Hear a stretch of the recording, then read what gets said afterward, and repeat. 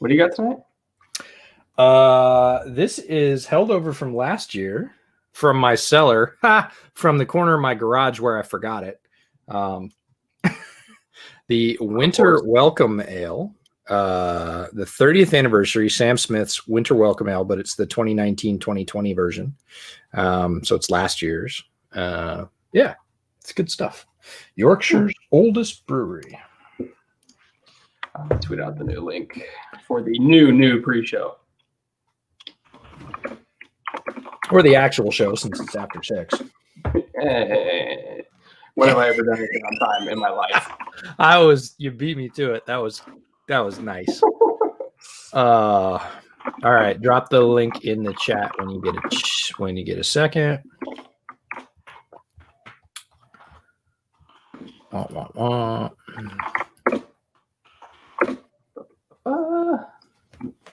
right, that's slightly annoying.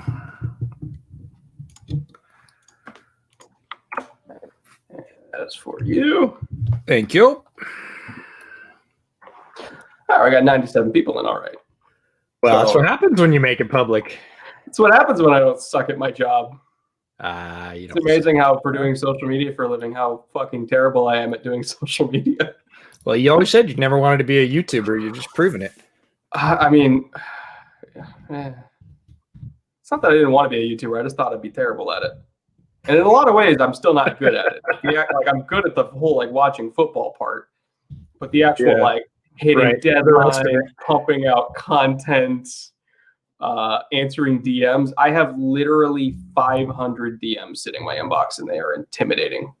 So if you're one of the people that are in my stream right now that have a DM that you sent me, I apologize for not getting to it yet. I literally get so many that I have not been able to get through all of them. And don't call him because his voicemail box is full. Like I said, there are many things that I'm not good at. People getting a hold of me as well. You know how long it took me to refinance my house? Like 6 months. That's way more than it should take. I did it in 4 days, but that's a whole different story. Well, you have your shit together. No, I clearly do not. No. Let's not spread that freaking lie. Yeah, I'm bad at scheduling. I'm bad at deadlines. I'm like, if I wasn't decent at watching football, I would be terrible at. I don't know what I would do. You'd find something. Well, look at this. We got a ton of people. This is great. As many people pointed out, we said this a little bit in our soft private pre-show, and everybody's like, how did I not get the invite to the private pre-show? Well, we just forgot to make the link public, so don't feel too exclusive. Sell the sizzle, but no. We did indeed do a draft live stream, 3 days worth. It's posted on the Bootleg YouTube channel if you dig back in the archives. It's a ton of fun. Way too many hours. So this is not our first live stream, but it is our first live stream podcast on a new platform, StreamYard. We're testing it out. We are pretty sure that we're going to be bringing this to you on a regular basis. So this is the chance to get all the nuts and bolts figured out. Hence the private public link posted. All that good stuff. So everybody wants to hear the take on the Texans BS. Yeah. We'll get to that. But we should probably hit record and get going. And we'll get into all that. So let me open up the old Audacity here. Yeah. Our good old friend Audacity that we spend way too much time in. EJ, what's my day job? I work in training and development. So I design courses for learners and do a whole lot of other things around basically moving the employee experience from I just started to I'm really good at my job. And yeah, some of that I'm awesome at and some of that I'm still learning. So yeah. Okay, so I'm going to hit record here. All right, me too. And then we'll probably just start with all the Watson misery, and then we'll just hit the wildcard games. I'm not allowed to have nice things, apparently, as a Texans fan. No. Okay. All right. Warming we have warm up the vocal cords. You got to do that. Yeah, people in the live stream are getting a little behind the scenes of podcasting, I guess you could say. But anyway, here we go. And 3, 2. What is up, everybody? Welcome back to another episode of the Bootleg Football Podcast, Wildcard Preview Edition. EJ, I am dead inside. Things have just gotten steadily worse for me as a Texans fan over the last 4 days. I don't know what to say anymore other than I hate Jack Easterby with every fiber of my being. And here's the thing.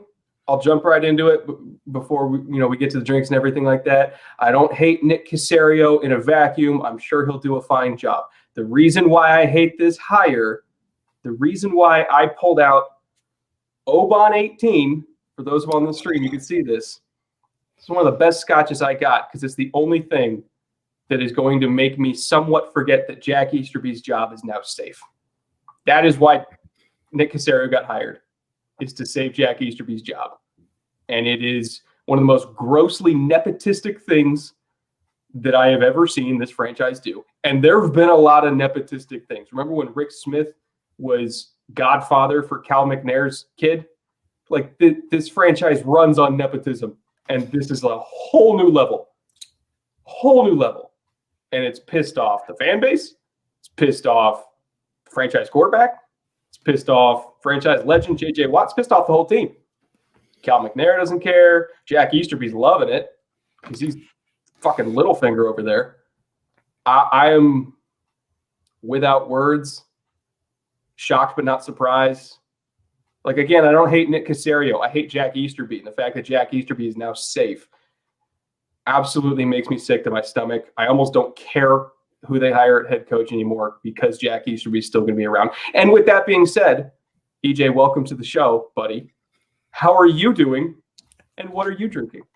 I am better than the average Texans fan, I believe, not only because of the Caserio/Easterby connection news, but also that little tweet that dropped this afternoon. It dropped without me watching it on Twitter. I was at work, and then I came to this wonderful realization that, you're going to be Patriots South. I mean, come on. Who wouldn't love Matt Patricia, who just left my division? Sadly, I would have loved for him to stay as the coach of the Lions for ever. That would have been great. And Adam Gase, who is universally hated, that Adam Gase might be running your offense and Patricia running your defense. I really, feared for your safety is an appropriate accounting of what I felt about that. John McClain shot that down, but it's John McClain. I'm just saying, not correct all the time. Yeah, even the idea of that is so incredibly non-palatable that, yes, I was afraid for your safety, and B, I did giggle a little bit inside because it's just so incredibly wildly dumb. But I'm doing better than the average Texans fan. Bears are in the playoffs, as thin as that may be. We will talk about that game on this podcast. But I am drinking something I pulled out of the corner of my garage that I forgot I had. So I would love to say I have a beer aging cellar, but no, I have a corner of my garage that I forgot I had a beer in. It is the Winter Welcome Ale from Samuel Smith's over in England. Good old Yorkshire's oldest brewery. This is their 30th anniversary from last year. It's the 2019-2020. It is a malty beer. It's about 6.1 by volume. Pours very nicely. I poured a little bit to let it warm up because it was a little bit too cold, and I put it in my transcend the bullshit glass because I think that's advice that a lot of front offices should take right now. But no, I've got a beer. We've got a live stream. We've got playoff football to talk about. There are a lot of other things besides the Texans front office situation, as relevant as that may be, to talk about. So I'm doing well. I know you're drinking Oban 18. I saw you finish what was left of the bottle. So good luck with that. And we'll see if we're still coherent after, 60 minutes of this, because this is not a 12. If I drift off into the ether, I would be totally fine with that at this point. I imagine you might be. But we've got lots to talk about. Just so everybody's clear, we're going to be talking about the coaching carousel and the GM carousel and everything at a later date. We're going to let the dust settle there. There's a ton of rumors right now. Of course, it's the hot stove season for that set of jobs. There are many of them open around the NFL. We're going to let that game of musical chairs settle out, see who gets a chair, who doesn't, how the staff shake out, and then we'll talk about that from a sort of position of better information as opposed to did you hear? Because there's a lot of did you hear going on right now. We're just going to let that go. We're going to look at this, I want to say unique, but first iteration of having an extra seed in the playoffs. 3 games on Saturday, 3 games on Sunday. None of them overlap. So there's going to be a ton of football to watch this weekend, early to late, both days, basically. And we're just going to run through them in order. Saturday games going into the Sunday games. Going to talk sort of about where each team has landed, how they roll into the playoffs. Are they ascending? Are they descending? Where are they with injuries? We've got some good scheme stuff for you as well. So going to be a packed show. Super happy that everybody is along for the ride. And thanks for putting up with our video glitches early on. And we think it's going to be a good time. And with that being said, let's hit the first game. I was actually on a Bills podcast called Rock Pile Report. Great Bills podcast, by the way, earlier this week. And they were bemoaning, at least half of them were bemoaning being put in the early Saturday slot. And I told them, it's like, look, that wasn't because of the Bills. That was because of the Colts. Because I think the league expects this game to be kind of a runaway, and they don't want to put a runaway in prime time. So if you're a Bills fan watching this podcast, the early slot is not because of you. I'll just tell you that much. When you look at this is the NFL's version of it's not you, it's me. Yeah. And I get it, because when you look at how these teams match up schematically, I think it heavily favors Buffalo. I think the injury report, people a little bit worried about Diggs and Beasley. They both practiced today, so they're going to be good to go. That's huge for this game. DeForest Buckner should play through that ankle injury. He played last week. He'll probably play again. Rock Ya-Sin is the one that's a little bit iffy. He's not off concussion protocol yet, but if he plays, I think that's important. But either way, it looks like both teams, neither of them are going to be down any major players that they weren't already down before. So when you just look at how these teams are going into the game, all we have left is talent and scheme. And I think both of those things, favor Buffalo like heavily. And not to get too deep into the weeds here, but when you look at the Colts defense, a lot of people think of them as more of a cover 2 system. Tampa 2, with Matt Eberflus, he came from the Marinelli tree from Dallas, and he ran a lot of cover 2 in Tampa 2 in his first couple of years in Indy. But he's actually kind of taken a very similar career arc to Pete Carroll, who also used to be a Tampa 2 coach, and then kind of switched over to cover 3, which he refers to as an inverted Tampa 2 sometimes, which, it kind of is, to be honest. Like, it's essentially 3 deep zones, 4 underneath. Like, that's what Tampa 2 is. It's just with a Mike linebacker being the pole runner instead of a free safety. It's not super important, like what the nuances are and the differences, but they're not that far removed from one another, which is why Carroll switched over to cover 3. And now we've seen Eberflus switch over to mostly single high safety looks, cover 3, cover 1, a lot of match zones where it's basically, zone until guys declare, and then it becomes man coverage. And so when you look at the Bills offense, they actually shred those style of defenses a lot. Like anything single high, Josh Allen has been phenomenal against this year. I'm talking 67% completions, 2,700 yards on 320 attempts. So that's 8.5 yards per attempt, 20 touchdowns, only 5 picks against single high defensive structures, 21 sacks on 350 drops. So it's about 5.9% sack rate, which is pretty low, all things considered. So again, this Bills offense, especially if Diggs plays, especially if Beasley plays, they match up very well against that because they're very good at exploiting crossing routes, drag routes, levels concepts, basically anything that punishes single high defensive structures. The Bills are very good at running those. So I don't necessarily like the Colts defensive matchup with Buffalo. I don't think they're going to be able to stop them as well as maybe people think they will, because so much of that defense is all about the front 4 and about how well they rush the passer. But keep in mind, Buffalo's offensive line is top 5 in adjusted sack rate allowed, so they're very good at pass protection. And then on the other side of the ball, I just don't think the Colts have enough passing firepower to then go blow for blow with Josh Allen. Like, I don't see this working in Indy's favor. And I think the 7-point spread was a little bit generous to Indy, in my opinion. And I think there's a reason why this game is going to be Saturday morning, because at least in my opinion, I don't particularly think it's going to be close. Yeah, the Bills offense, we talked about going into this, is the team ascending? Is the team descending? The Bills offense is on fire for the last 3 weeks, and they didn't even play their starters for week 17, and they still rolled up points on points. So the Bills offense clearly ascending. The defense, I think, is good enough. Indy's been up and down. They've been above mid-level all season. Their defense started off extremely hot, had a bit of a low mid-season. They're still playing pretty well, but to your point, they're going to have to go against type, right? If they're going to win this, they can't just line up and play Jimmy's and Joe's straight up. If they do, the Bills are probably going to tear them off the field. The other thing we haven't talked about, I love the injury report at the top. We should probably have a weather report too. This game is outside in Buffalo, early January. Phillip Rivers, not necessarily a great cold weather quarterback. This is not a dome game. It's end of the season, and the Bills defense is playing well enough to keep Rivers in check. And if Josh comes out and does Josh things on the Bills side, I'm with you. They probably run the Colts off the field in this one.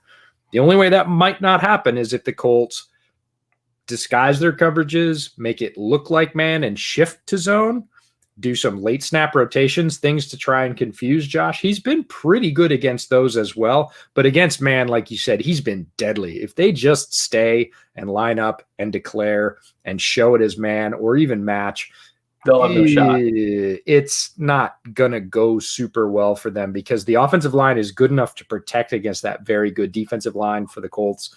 And they're going to have a bunch of breaks go their way for the Colts to walk out of this, out of a road game with a victory. And it doesn't have anything to do with the fans. It has to do with the fact that it's going to be cold, that the Bills are peaking, and that, quite frankly, schematically, it doesn't look great for them.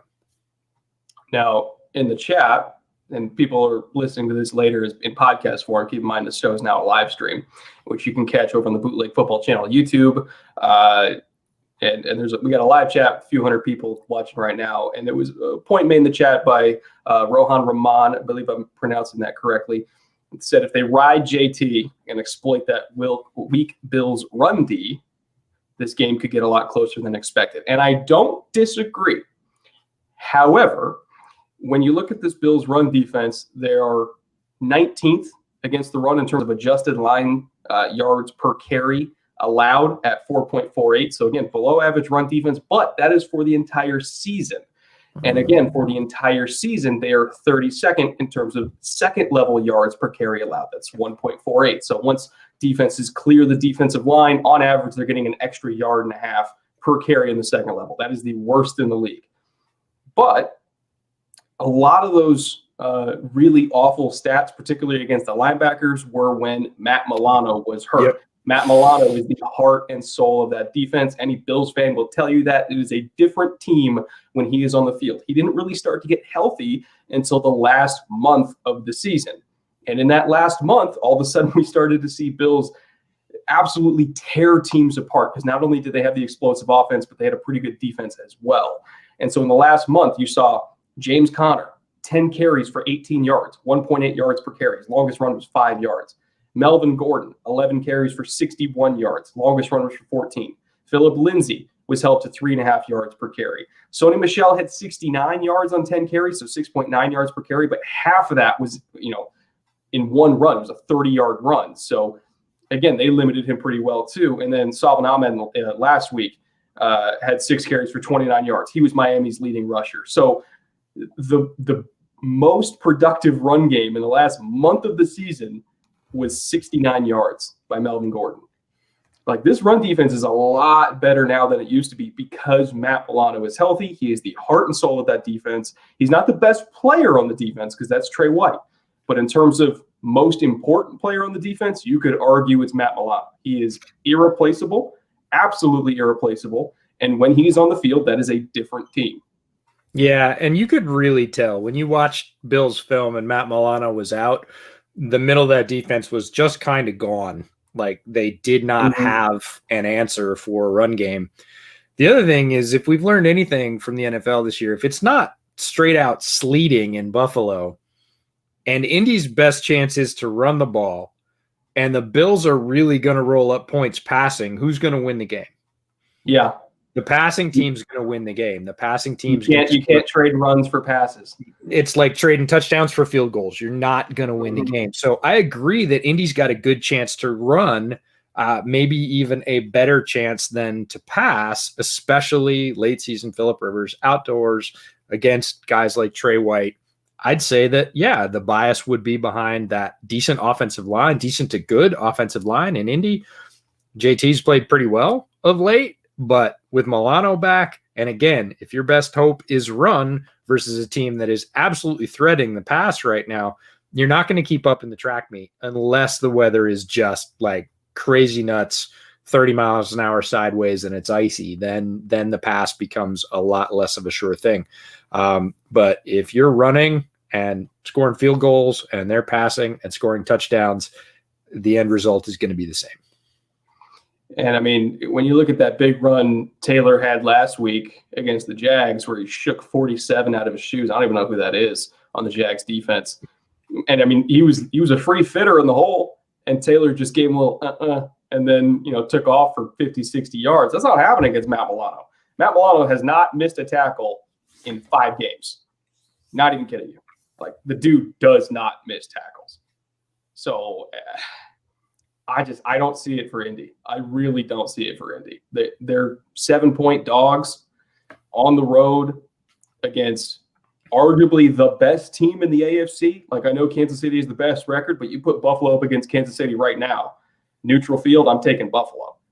Like, they might be the best team in the conference in a neutral field. And you want Indy to roll into them and steal one? I don't know. It'll take an absolutely monumental effort by their defensive line to get that done. And if DeForest Buckner was fully healthy, maybe, but he's not. So I just don't see it. And a couple of breaks too. They would need the sort of, block field goal, punt return for a touchdown, pick 6 deep in the Bills' end. Those are the kind of things that could turn this game towards even, really give Indy a fighting chance. The Bills are peaking in so many ways right now. They're playing extremely loose. They are understanding each other. Their coaching staff is as dialed right now, especially on the offensive side, as any coaching staff in the NFL. They are pulling all the right levers based on what they have, right? Their scheme is matching player calls just about perfectly. So, like you said, Colts are going to have to have an almost perfect day, and they're going to have to get a couple extra bounces as well. Yeah. So I can't wait to watch the game just because it's playoff football with 2 good teams, but I certainly have expectations for it being a little bit of a landslide. But why don't we move on to our second game, Rams at Seahawks. This one, if there's ever a game to bet the under, it's probably this one. I don't think either team's going to score that much. We still don't know what the hell is going on with Jared Goff or if he's going to play. They're keeping that kind of tight to the vest, as they should.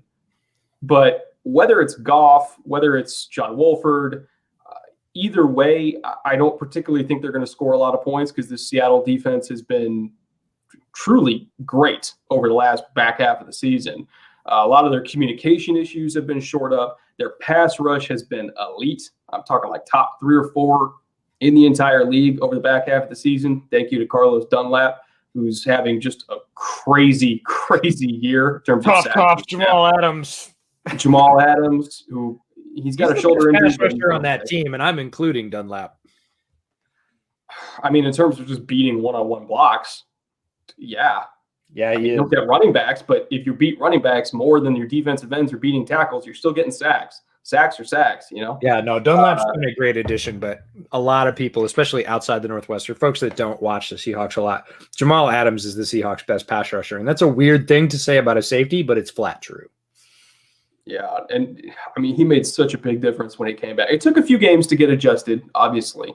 But probably in the last 6 weeks of the season, I mean, there was a time they were allowing like an average of 9 points per game over an entire month period, which is insane. I mean, that's Legion of Boom level type stuff. They run a totally different style of defense now. It's a lot more blitz heavy than it used to be, 7-8 years ago. But part of the reason why it didn't work in the beginning of the year was because their corners were hurt. And like Quentin Dunbar insisted on playing on one leg, and that didn't work out very well at all. Their communication issues were horrible. They blew coverages like every 4 or 5 plays. They had no run defense.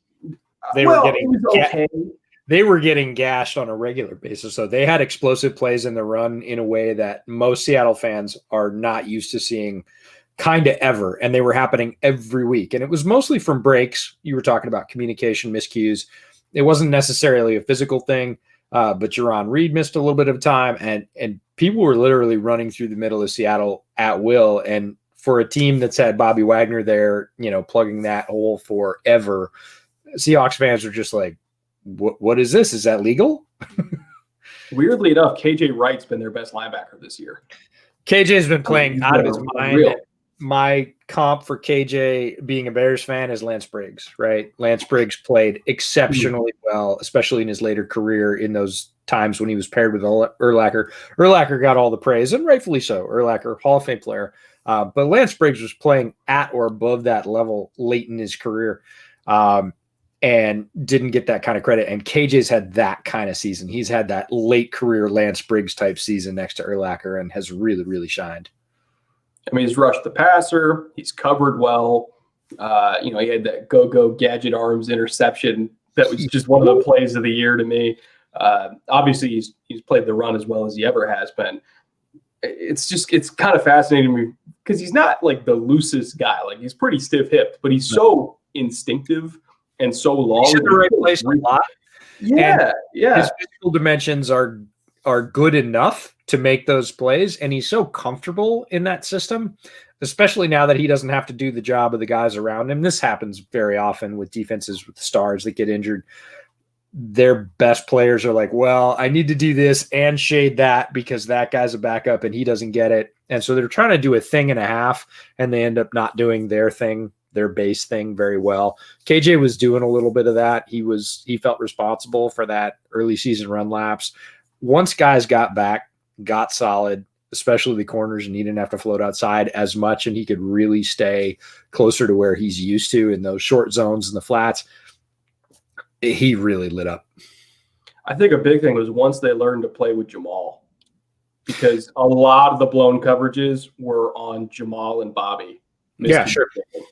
Yep. And I think once Jamal and Bobby got on the same page and it clicked, you saw everything fall into place. Like beyond the defensive line getting better with the addition of Dunlap and Reed getting back, beyond all that, once Bobby and Jamal got on the same page, because again, this is not the same defense that they normally run. They're doing a lot of different stuff now, a lot more pressures, a lot more 2 high coverages. It's not just we're playing cover 3 and cover 1. Like they're doing a lot of different stuff. Once they got on the same page, this was an entirely new defense. And so when you look at it in the context of this wildcard game going against the Rams, who are one of the few defenses that I think are even better than Seattle, I mean, if either team scored 17 points, I would consider that a success. Like that's the low scoring game we're talking about here. Yeah, agreed. It's going to be a really interesting game. And back to the Goff-Wolford thing, we talk about the Seahawks a lot, but Wolford, I would start Wolford in this game. Look, Jared Goff just had surgery on his thumb. And yes, it might be healthy enough, but even so, he doesn't bring the rushing dimension that Wolford does. And can Wolford hit throws that Goff does? He can. And does he even hit some that Goff wasn't hitting? Yes. Check out Doug Farrar's article where he talks about a very specific throw that Goff didn't hit 3 weeks earlier and Wolford did hit on a very similar concept when he played. So if he's passing at the level of Goff and his running ability is slightly above that of Goff, and Goff just got off surgery, the positives to playing Jared Goff over Wolford right now at this moment, late in the season, with the situation as it is, are pretty limited. And let's be real. As a Southern California resident, I've been to several Rams games since they've moved here. I have, sat there 10 rows back and watched Sean McVay, with the play sheet over his mouth, just spitting information into Goff's headset until he hit 15 seconds on the play clock. Then he's on his own. Yeah. Sean McVay is the special sauce for that offense, not Jared Goff. Like, Jared Goff's not bad. He's fine. He's a fine quarterback. But there would be more irreparable damage done to that team if Sean McVay was out this week, if it was like a Kevin Stefanski situation, than if Jared Goff was out. Like that, he is the dude that really makes that offense go. And so, again, given the benefit that he's going to be in Wolford's headset till 15 seconds on the clock every single play, even if Wolford doesn't really know what he's looking at completely yet, Sean's going to be able to tell him. He'll literally sit there and say, look, single high structure, check to this. You got this many in the box, check to that. Like, he'll give him double calls, and then he will, like, he'll even just tell him, he's like, hey, just kill it. And then it's up to the defense to then give him a different picture in those last 15 seconds. If the Seahawks really want to screw with the Rams, if Wolford plays, you show him one thing, wait till him to get 15 seconds down, and then, give him a different picture. Yeah, absolutely. You have to really beat him. Yeah, I think everybody knows that, and people even put out those cartoons of McVay with a joystick connected to the back of Jared Goff's helmet, right? And it's really true that was a known thing in NFL circles, and one of the ways you can do it is line up late, because the Rams are almost always going to take their 15 seconds. If anything, they're going to take 25, jump to the line with like 5 seconds to go, and throw that little tempo screen that they did against the Bears. And then the Bears actually emulated that play several weeks later against somebody else. It's a great play right down near the goal line. They stay in the huddle until about 7 seconds, pop, set, and go. The defense is still adjusting to what they put up, and it's a little leak right out to the side. Bears did it with Graham, but they got that play from being burned on it by McVay. So it's the reverse of that, right? If McVay is going to do that to you on offense, you've got to do it to him on defense. And same thing, either line up in one shell and shift after that communication cuts off, because that's going to confuse Wolford more. But I still don't think he gives you anything less right now in any way than Jared Goff does. I mean, considering the injury, no. Exactly. He had surgery like 6 days ago on his thumb, people. Like, that's kind of important when you're a quarterback. His throwing thumb. Yeah. It's crazy. I don't know what's in the water in LA. You do, because you live there. But like, we've got two things. We've got Goff talking, lead. We've got Goff talking about coming back like less than a week after thumb surgery on his throwing hand. And we'd be remiss if we didn't talk about their offensive line stalwart coming back. How many weeks after he tore his knee? 6? 7, maybe? Yeah, it's like 6 or 7 weeks, and he's going to play. Like, they activated him. He was in practice today, taking reps. That's nuts, folks. He tore a ligament in his knee, and he's going to play tackle in the offensive, in an offensive scheme like a month and a half later. That's against 300-pound guys that are bent on his destruction. Like, that's nuts. And he says he's playing another year. That was the other thing, is I could understand if this is your last hurrah and you think you have 20 years to heal after this. He said he's coming back. I mean, the dude's insane, but that's why we love Whitworth.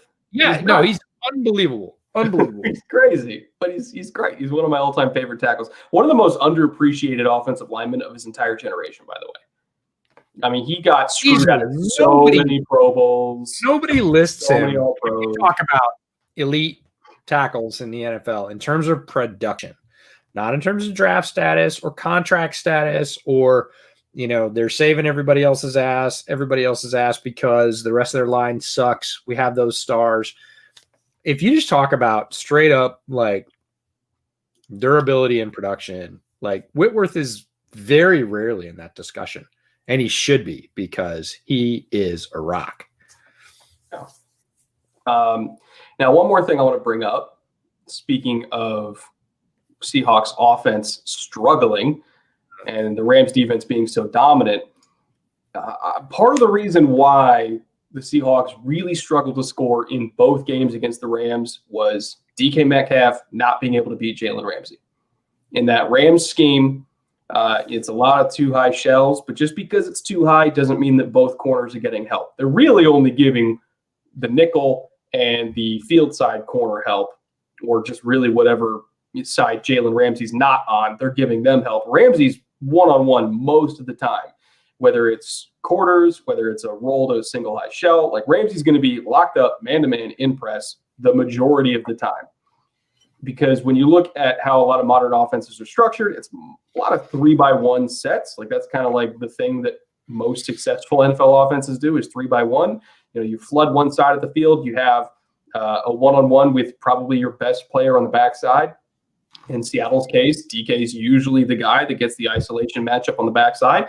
And in most cases, he's able to win that one-on-one, but not against Jalen Ramsey. He only had 4 targets in those 2 games, 1 catch, 11 yards against Jalen. All of his other yards, which was like 7 catches for like 70 yards, something like that, not a whole lot of production, was when he was lined up elsewhere on the field going against other people. So if they insist on leaving DK as that isolation receiver on the backside, we've already seen 2 games of Jalen Ramsey beating the shit out of him. If they want production, I think you put, Moore or somebody else, be the sacrificial lamb to the altar of Jalen Ramsey. You put DK and Lockett on the other side in the trips side of the formation, and you let them go work that way, because whoever's lined up on Jalen is just not going to get anything. So I think that's one adjustment they can make. Another adjustment they can make is being able to run the ball better. But again, against this defensive front, easier said than done.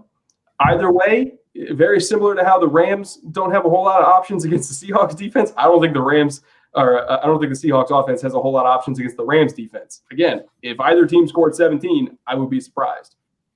Yeah, they're going to try and run on them. And I say that purely not with any sort of inside knowledge. They've got 5 tight ends healthy on the roster right now. They're loading up on tight ends. And late in the season, playoff game, Pete Carroll team, they've got 5 tight ends active on the roster right now. Read the tea leaves, folks. They're loading up for a run. They are going to try and pound the ball. And I'm not saying that's the right strategy. I'm saying that's what they're going to do. And yeah, you got to move DK around, because there is absolutely no reason to leave him under the thumb of one of the best players in the NFL, defensive best players in the NFL right now, in Jalen Ramsey. Jalen Ramsey is playing at an eraser type level. He has the physical skills. He's one of the few corners that can match up skill for skill, physical skill with DK Metcalf and be really effective. You've got to get Metcalf off that capper, right? You got to get him out from under that thumb. And that means, pre-snap motion. It means motion at the snap across the formation to get him out of Jalen Ramsey's clutches, because the Rams aren't necessarily a follow team.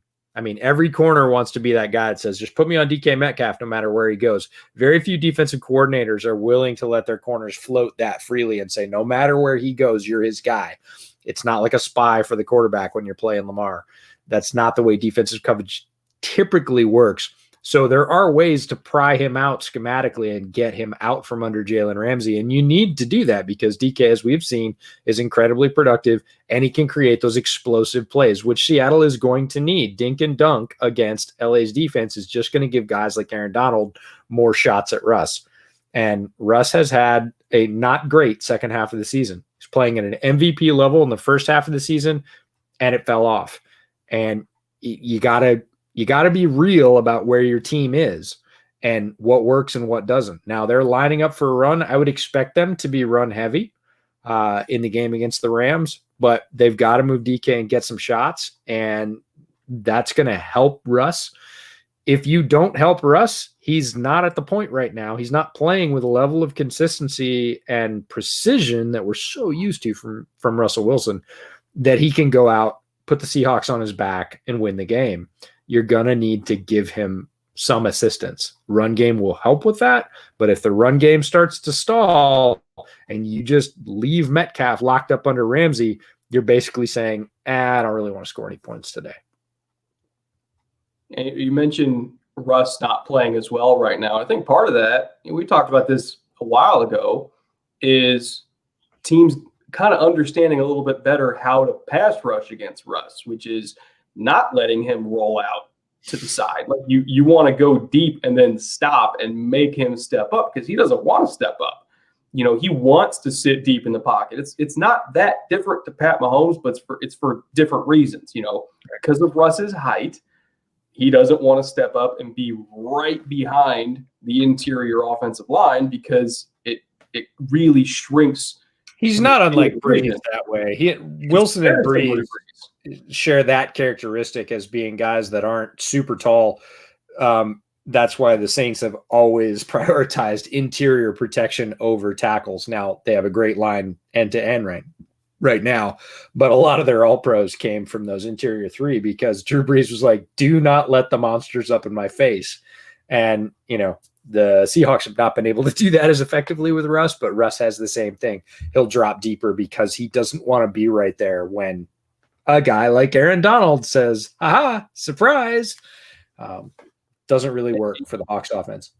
You almost never see inside counters from edge rushers against Seattle anymore, because they don't want to give Russ the window to roll out. They will literally just go wide and sit there and wait. And that was his move. Like we should talk about this. There is a Russell Wilson move, and he is the guy that brought it to the NFL.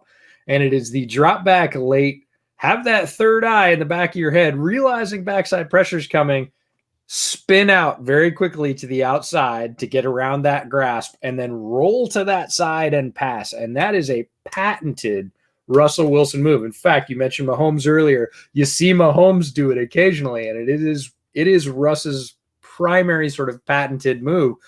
Defenses know that now, so they're not going to go inside and sort of increase their leverage and increase the amount of space he has to run into that vacuum. They're going to stay out and say, nope, I've got contained. If you spin, you're going to spin right into me, because I know you do that. If you get pressure, you do that backside spin, and I'm going to be right here. And he's been much less effective without that, because that worked for years. Like that was his gig for years. And he was so good at it because he has a really quick spin move. He's like a basketball point guard. But now defenses have figured, okay, that's his out. I'm just going to block his out. And then he either he can't spin, and he has to step up into the place he doesn't want to be. Yeah. So there's a lot of fascinating individual matchups. There's a lot of fascinating unit versus unit matchups, where you look at the Rams D-line versus Seattle O-line. You look at Ramsey versus DK. You look at, Jamal versus whatever poor running back is going to have to block Jamal in pass pro.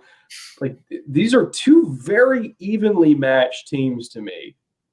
Not particularly dominant teams, I think, right now, particularly the Rams because of injuries, and the Seahawks just because their offense is really kind of sputtered. If you talked to me like 6 weeks ago, I would have said both of these teams were front runners in the NFC, along with like Green Bay and New Orleans. Now I think they're like solid B tier, because I think we've seen some problems creep up in the last 6 weeks. But as they just relate to each other, they're dead evenly matched. It's one of the better games in the slate in terms of balance. Oh, yeah. Like we talked about the Colts probably not keeping up with the Bills. We'll talk a little bit later about the Bears probably not keeping up with the Saints. Like this is we'll get there. We'll get there. Hey, I'll start making Texans jokes. I'll do it. Oh, EJ. Rams and Seahawks, if you're looking for a game that's going to be competitive and sort of interesting, where the ending is not predetermined, Rams Seahawks is going to be that matchup. Yeah. Right now, Seahawks are favored by 3.5. That's a gimme line.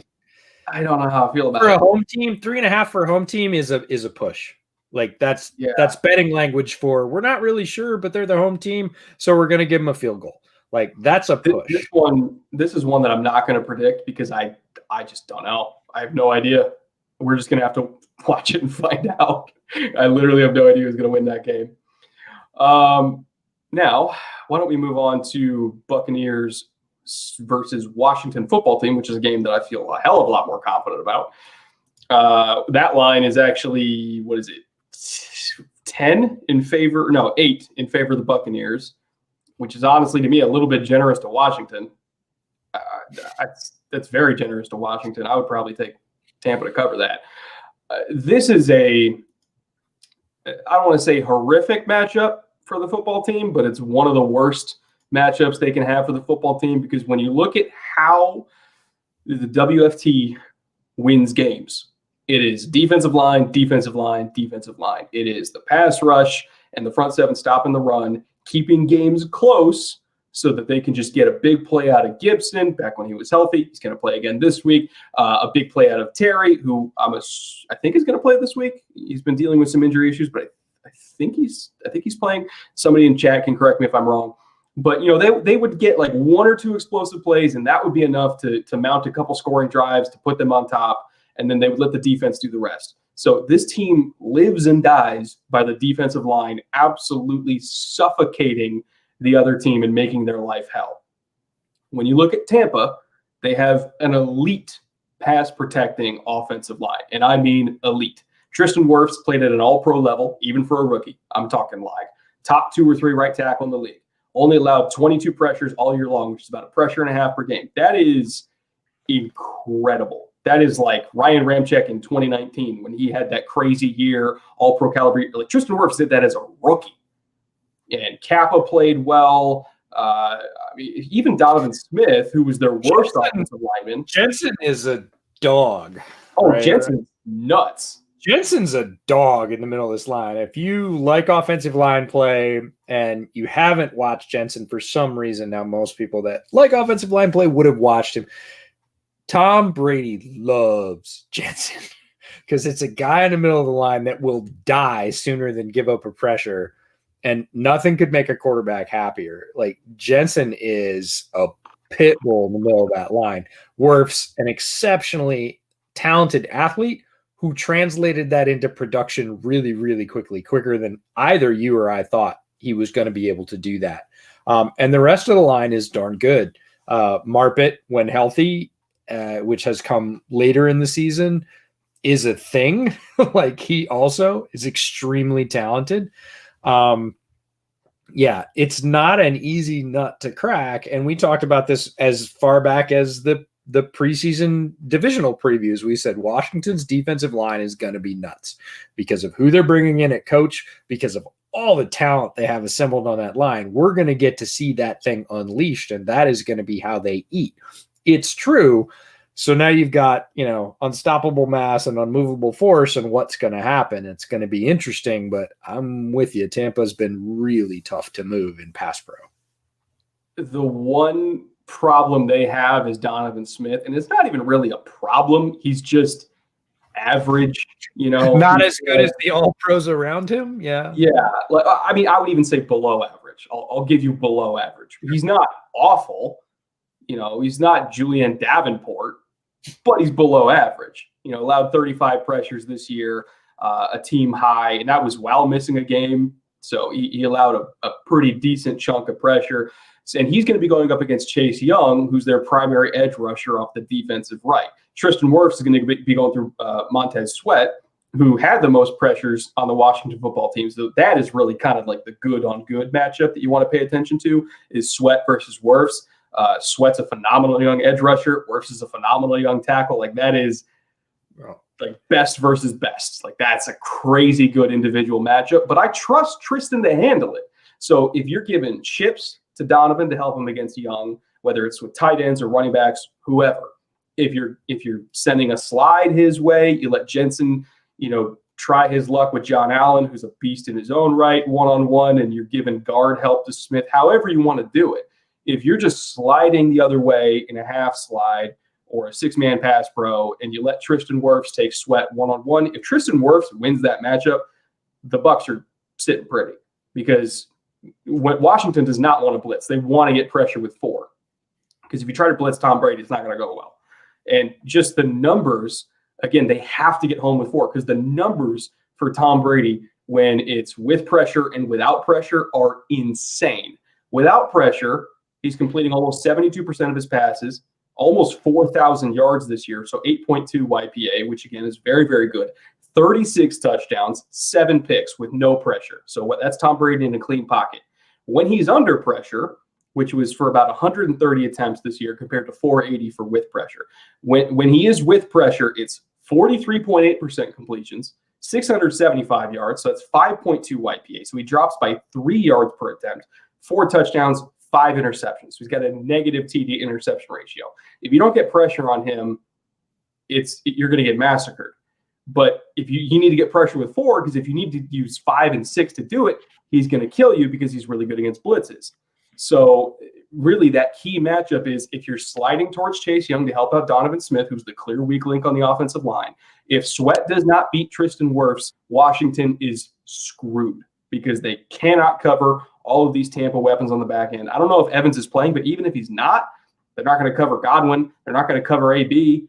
Like, they don't have the corners to do it. We love Cameron Curl, but he can't do everything by himself. So it's really all on that Sweat versus Wirfs matchup, and whatever team wins that has a decent chance to win the game. Yeah, they've got to get home, and it's not going to be easy, but if you do it early, Brady is a different guy. And there are several quarterbacks I can think of, a few, I should say, quarterbacks in his class, like Aaron Rodgers, that play very differently if you start to rough them up early. And Peyton was the same way. And I'm not talking about late career Peyton Manning. I'm talking about mid-career killer Peyton Manning. If you put his face in the dirt 3 times in the first half, he was a different guy. Brady is the same and Rodgers is the same. But it's tough to do. They assemble really good offensive lines in front of them and make it difficult to do that. And if those guys get on a roll, or you decide, hey, we're not getting enough pressure, we have to blitz, they're going to kill you. They're going to throw the dagger. And Brady is still at that level. And contrary to popular opinion, his arm has gone nowhere but up. He is throwing rockets right now. He threw a couple last week that were sizzlers, complete flat rope throws in tight windows. The idea that an aged quarterback's arm is dropping off late in the season, very typical. And for guys like Breeze and for guys like Rivers, that's been true. They're fading down the stretch. Brady is still throwing lasers. So regardless of whether Evans plays, he had that nasty little knee hyperextension in the end zone, non-contact last week. He's been running. He's not going to be at top speed or full throttle, which is a bummer. It's always great to see teams with their full complement go against teams with their full complement and just see who's better. But this late in the season, that's a bit of a fantasy. So even if Evans plays, he's not going to be a difference maker. But Brady is absolutely threading the needle. If he gets protection, they've got a ton of other weapons. A bunch of you in chat have noted that there's just too many weapons on the Tampa Bay team for Washington to keep up with if they don't get home to Brady. So this really does come down to games are won in the trenches. Tampa Bay offensive line is elite at pass blocking. Washington defensive line is a very good rush unit with a lot of talent. Whichever side stymies the other is going to have that advantage, but Washington can't overload to get it. They have to win it straight up 4 versus 5, which is tough to do against a team like Tampa that's playing as well as they are right now for pass pro. Edward, who's a Washington fan in the chat, he made a good point that, Ron Darby's had a very good season at corner, bounce back year, certainly better than he had last year at boundary corner. Here's the problem. Chris Godwin's going to play in the slot. So which he's going against Jimmy Moreland, Moreland's been fine, in my opinion, but Godwin's a whole different dude. I don't know if Moreland can cover Godwin, especially one-on-one for an entire game. Like if Evans plays, then Evans is probably going to be the one to match up with Darby, which, limping Evans, I'll give Darby the advantage all day. I think Godwin versus Moreland is mismatch in favor of Tampa. I don't particularly think it's close. And then AB is probably going to be the other boundary receiver on the other side.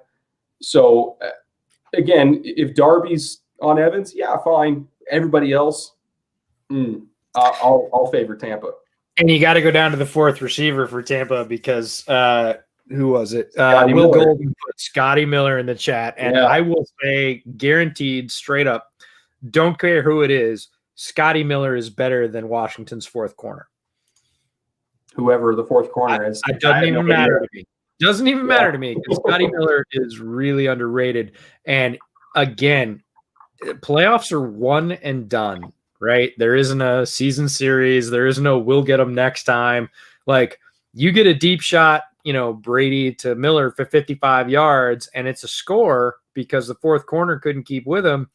You give the Bucs that 7-point advantage early, it's going to be tough, right? It's not impossible, but it's going to be tough, and that's all it takes. And when you get down, the NFL is a matchup league, and if you get a guy like Scotty Miller, he doesn't have to run 50 routes a game. He has to run 10 and be targeted for 5. And if he catches 3 and one of them's a 55-yard score in the playoffs, that's enough to keep a solidly built team like Tampa on pace. You know who Washington's fourth corner is? No. Fabian Moreau. Okay.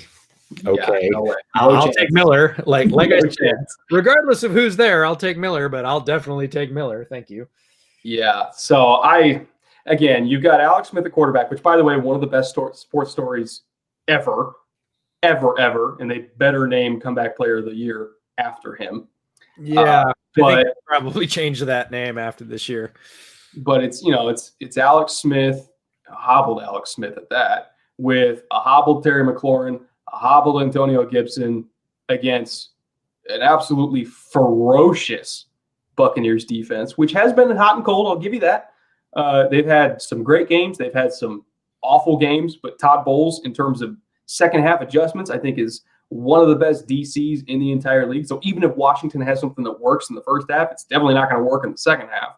And Tampa is a great second half team. So even if the football team gets up on them, there's going to be an onslaught in quarters 3 and 4 that I do not think they can match if they're even ahead at the time, which I don't think they will be. So again, 8 points spotted to Tampa. Whether they get it in the first half or they get it in the second half, they're getting that. They're absolutely getting that. I would take Tampa -8 all day. Now, with that being said, hold on. Let me pull up next game. Sunday.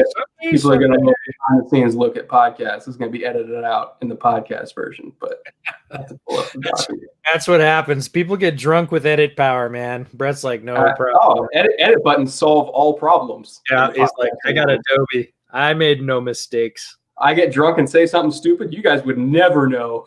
I apparently said Brady earlier when I meant Breeze. Somebody caught that in the chat. Not, by the way, not the first. We'll fix it in post. Yeah. Fix it in post. All right. We'll reshoot that. Second. We'll be fine. All right.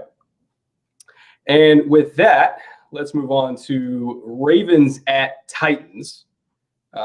People listening to the podcast version will never know that we just edited out a whole rant on the power of the edit button. But Ravens at Titans, the low-key, probably one of the biggest rivalry games this weekend. It's not an old rivalry, but it seems to be a new one, because Ravens fans just resent the hell out of the Tennessee Titans for beating them 2 times in a row behind King Henry. I've seen a lot of salt on the internet from the Ravens flock this week. They're out for blood for this one. They don't want to just beat Tennessee. They want to beat them by a lot. But I got news for you. You're probably not going to beat them by a lot. I think it's going to be a very close game. Schematically speaking, these teams are very, very even. For reasons that maybe you wouldn't expect. The Titans defense is not very good overall, but they're good against Baltimore, because when you look at how Baltimore runs the ball, it's less about just out-talenting people at the point of attack, blowing people off the ball. It's more about angles and timing and misdirection, all that kind of stuff. The Titans' run defense, oddly enough, has been very disciplined against that style of run game, going on 2 consecutive matchups now. Whether it's having linebackers that just absolutely crush pulling blockers in the hole and give running backs nowhere to go, whether it's safeties that just fly to the edge to contain Lamar. Like, when you look at when these teams matched up early in the season, the only guy that averaged more than 4 yards per carry was J.K. Dobbins. Ingram had a yard per carry. Edwards had 2 yards per carry. Lamar was at 3.9.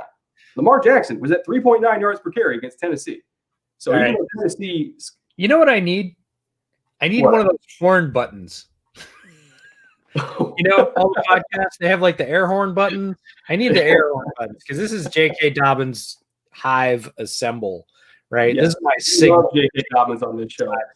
Like, everybody was like, nah, he's going to be splitting carries. And he did for the first half of the year. And like Gus Edwards, really, really good running back. Like the Gus bus is amazing. One of the best, quote unquote, backup running backs in the league. But everybody was like, oh, Ingram this and Ingram that. I'm like, if they give J.K. Dobbins an average shot, like this is not a fair fight. J.K. Dobbins is going to take down Ingram like crazy.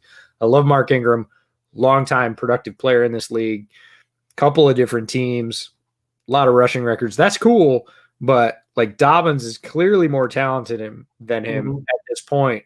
And it was just going to take Baltimore allowing him to show that. Right? Early in the season, they did few carries. Finally, towards the back half of the season, we started to see the J.K. Dobbins machine get unveiled. And they were like, okay, so we got a guy, right? We knew they had a guy, but they let him go. And he's been showing that ever since. So J.K. Dobbins is the feature back in Baltimore. He's not by any means the only runner they have on the roster. Not saying that. I'm saying he's the primary guy they're going to feed the rock to. And if you're bringing in Gus Edwards as a compliment, that's a great problem to have. Like Gus Edwards, tremendously productive back. But J.K. Dobbins was underrated in fantasy, in a lot of circles, because they were just like, well, he's a rookie. I was like, He is one of the most, I don't know about you, but in the top 4 or 5 running backs that came out last year, he was my favorite for most well-rounded. And that's running game, pass reception, and pass protection. Those are the 3 things I'm looking at when I'm looking at rookie running backs. And Dobbins was the guy that was like, well, he's pretty darn good at all of those, right? That you can say that Taylor had better long speed. You can say whatever you want about DeAndre Swift and his elusiveness. But in terms of being a complete, well-rounded back out of those top, let's just say 4, it was Dobbins. Like Dobbins was the guy that had all the check marks in all the categories. And you're like, well, if you want him to do everything that a pro running back needs to do, it's Dobbins. And later in this season, we've seen that Dobbins is the guy in Baltimore. I remember when he got drafted on the draft live stream, we both sat back and was like, wow, that hurts. Suck. That's gonna suck for Steelers fans for the next 4 or 5 years, because that's a match made in heaven. Tremendously good player, and he's just going to get better. You've already seen in the second half of his rookie year how good he is at all 3 of those things, which are the primary running back responsibilities.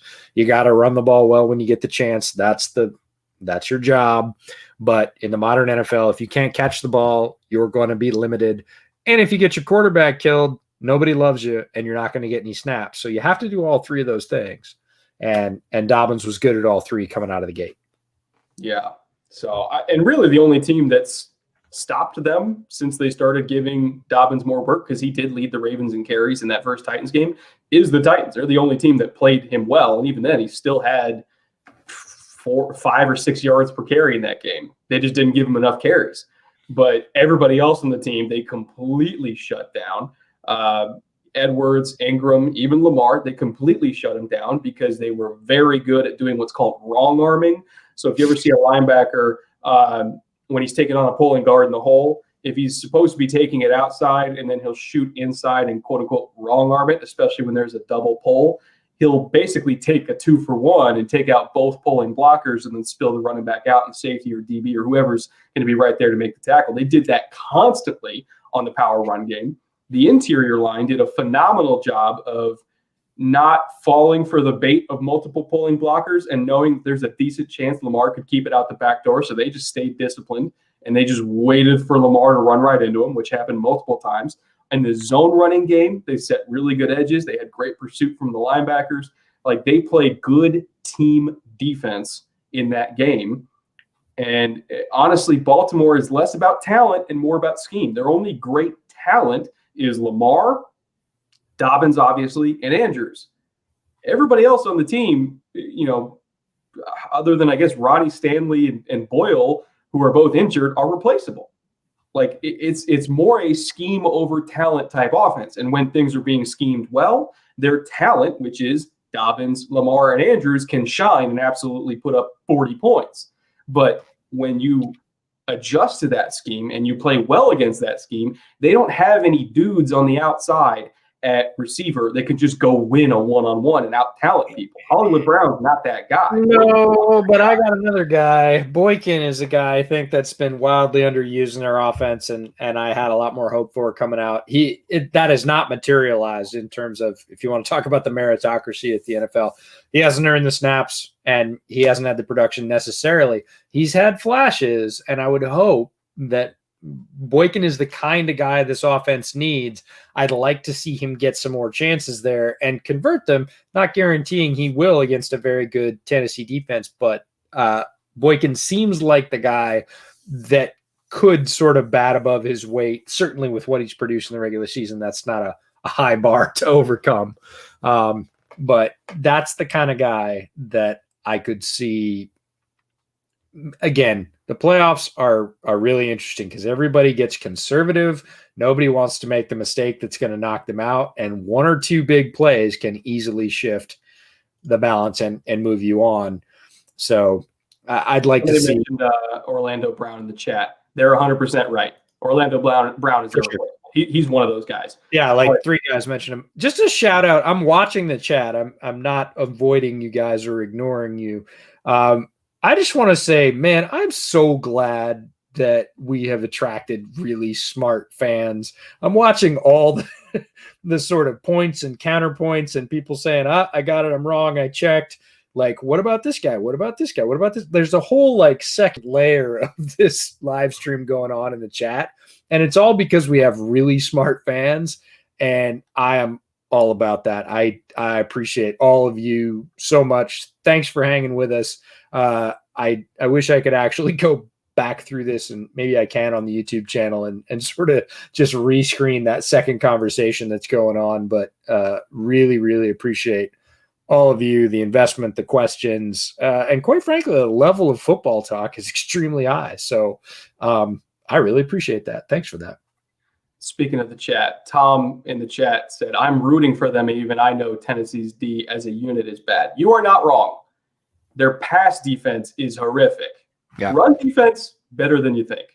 But passing defense, I'll give you that. Honestly, if the Ravens just came out and threw it a whole bunch, they'd probably be more successful than running it. But it's the Ravens. They're going to run the ball. They're going to try to run the ball. They're going to at least do it 20 or 30 times because that's what they do. But I don't disagree. In the first meeting, a lot of their biggest plays, like you look at that beautiful Andrews touchdown on the goal ball from Lamar, a lot of their biggest plays were through the air because that's Tennessee's biggest weakness. Now, whether Roman leans into that and calls a pass-heavy game plan, probably not. We want to do it, but they probably won't do that because it's the Ravens. Like we know. Yeah, I'm thinking about late career Kaepernick under Roman, right? Like when the pass became sort of started to come up to the level of run, right? Because Roman is a run guy, right? That's his bread and butter, and he's very good at it. We've seen it this year with the Ravens. But the book on Roman was that he wouldn't lean on the pass or innovate on the pass as strongly as he would on the run. And we started to see some of that creativity like late career Kaepernick. I feel like we're sort of already past that point with Lamar, but I feel like he's going to need to do that again, not because of any particular bias on his side, but because who he's facing. Look, a Mike Vrabel-led team is going to be very solid against the run, period. End of story. But they do have some weakness versus the pass. And again, going back to underused guys like Boykin, Hollywood Brown, if he catches it, right?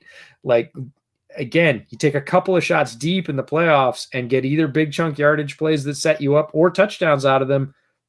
That's it in a close game. And I feel like Roman's going to have to roll the dice a little bit more on the pass side. We know he's going to come with an extremely solid run scheme, and that Tennessee is going to be very solid on the other side opposing it. So the sort of flux in this game, or, the spread killer in this game is going to be, can the Ravens throw the ball and can they complete it deep? If Hollywood catches 5+ balls, they probably win. I agree. That means they probably get Hollywood to 100 yards. And if Hollywood has 100 yards, that means Andrews has 150.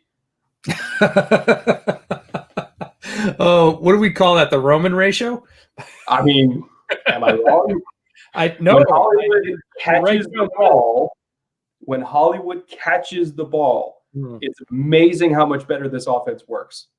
No, I don't disagree at all. And they're going to need it, quite frankly. It's a pretty good matchup. And again, strength versus strength. Ravens run offense versus Titans run defense. We should talk a little bit about Titans O, because Titans O is what it is. Arthur Smith's done a very good job. Tannehill's been extremely efficient. And Derrick Henry is Derrick Henry.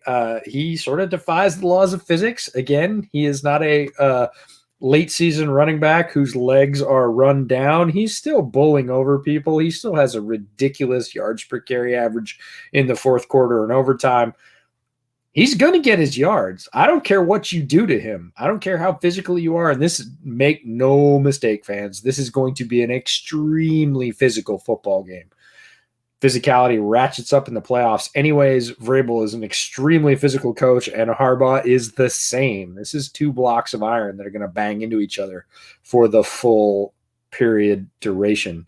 So, but Henry is going to win some of those battles. He just sort of, at some point, he will drop off the plateau, but he is not there. He is no, but he is still. They showed guys bouncing off his upper half last week, right? Late in the season, game doesn't mean a whole lot. They're already in the playoffs. Like, people just bouncing off him like flies off a windshield. He is a force, and you need the entire team to run to the ball, and you've got to attack his legs. As scary as that is, because I can't think of much scarier than taking a Derrick Henry knee to the face. But you're not going to win up top. You're literally going to slide off like a bug off a windshield. So Henry is going to be Henry. They're going to need some contributions from the passing game. But again, Tannehill's been efficient. When he's had the shots, he's hit them. Guys like Corey Davis, who were not having much of a career before Tannehill came into Tennessee, started to target him. Corey Davis, obviously a highly drafted wide receiver, and a lot of people had high expectations for him, wasn't delivering. Tannehill comes in and is a compliment to A.J. Brown. Corey Davis is a very nice second option, right? So again, can Tennessee make those plays down the field against a good Ravens secondary? Whoever gets the chunk yardage. If they're healthy. I don't know if you've seen the injury report for the Ravens defense, but Calais is limited. Yannick is limited. Brandon Williams, he didn't practice. That was apparently a personal issue, but I don't really know what it was. I'm hoping he plays.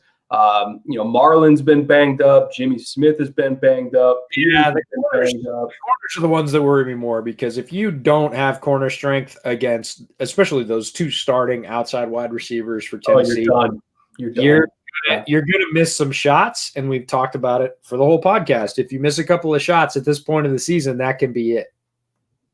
Yeah, and that's after Derrick Henry just beats these corners to death out on the edge, because most of the time those corners are going to be the one that has to tackle him on crack toss. They're going to isolate them. We talked about this back to our divisional previews. We were actually talking about Jacksonville and a particular rookie corner that was not a great tackler, and that happened in the very first game of the year, right? Titans came out against the Jaguars, and they isolated on crack toss and said, go ahead and tackle him. He actually did a pretty good job. But yeah, this is a weapon, and this is why football is a team game, right? You're going to take a weapon, a battering ram like Derrick Henry, and you're going to bash the corners. You're going to say, leave the corner for Derrick, right? Derrick will take care of the corner, and the corner's going to have to put his nose down, and the Baltimore corners will. They're tough guys, but that wears you down. And then, okay, so you took on Derrick for 3 straight downs. Oh, now you're going to have to run with A.J. Brown. So head up, turn into a track star, because you got to keep with a guy that's physically talented, is also going to run over you. A.J. Brown is not a small guy, but he's pretty damn fast as well. So it's a very tough duality. There's going to be a ton of pressure on those corners. And like you said, if they're banged up, nicked up, come into this game at not 100%, they got to stop Derrick Henry 3 to 5 times and then try and run with A.J. Brown on a full sprint. That is a very difficult assignment.